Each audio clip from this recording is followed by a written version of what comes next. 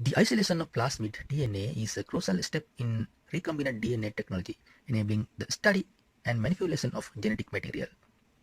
There are 6 methods of the isolation of plasmid DNA: alkaline lysis method, boiling lysis method, enzymatic lysis method, silica membrane or spin column method, cesium chloride ethidium bromide gradient centrifugation, magnetic bed based isolation.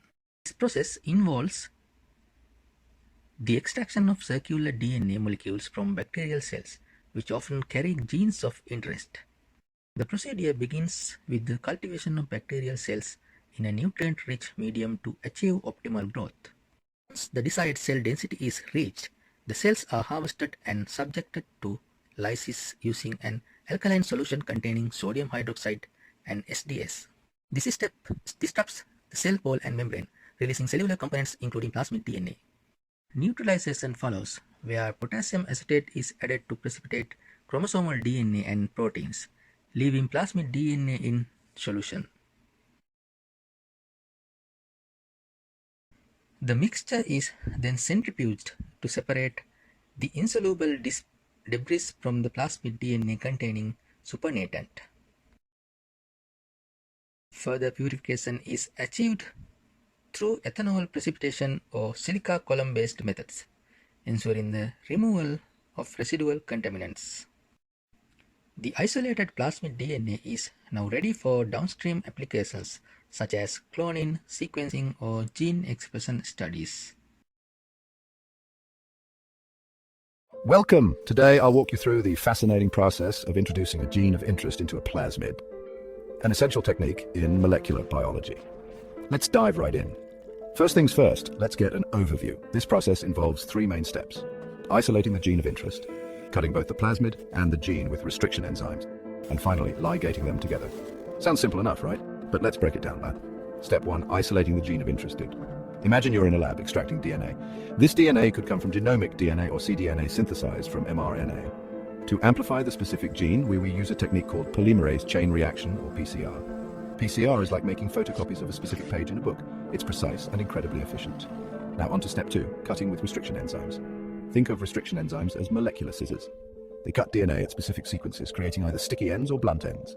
This is crucial because it allows the gene of interest and the plasmid to fit together perfectly, like puzzle pieces. Moving on to step 3, ligating the gene into the plasmid.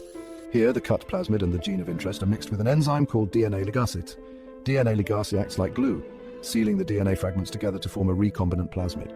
This recombinant plasmid is now a powerful tool for genetic engineering. Once the bacteria multiply, they also produce the protein encoded by the gene of interest. So why is this important? Introducing a gene of interest into a plasmid is a foundational technique in biotechnology. Hey guys, quick biochemistry basics here. Let's talk about agarose gel electrophoresis. Agarose gel electrophoresis is a technique used for separation of DNA, RNA, and sometimes large proteins. It is widely used for the separation of DNA. Depending on the size of DNA which is to be separated, the concentration of agarose is kept between 0.8 to 2%. Agarose is prepared by dissolving agarose in an appropriate buffer. Usually TAE or TBE buffers are used. The same buffer is also used in the buffer tank to run the gel. The mixture of buffer and agarose is boiled for a few minutes. The boiling ensures that the agarose is uniformly dissolved in the buffer. The agarose is then mixed with ETBR and poured in the tray. Once solidified, the gel can be used for electrophoresis. For analyzing DNA samples, about 2 to 5 microliters of sample is mixed with a drop of bromophenol blue and loaded in the gel. Bromophenol blue is a dye used to monitor electrophoresis. The electrophoresis is carried out at an electric field of 5 to 10 volts per centimeter.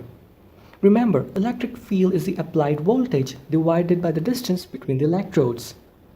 The direction in which the DNA runs is from negative to positive. Once the run is complete, the presence of DNA can be visualized under UV transilluminator.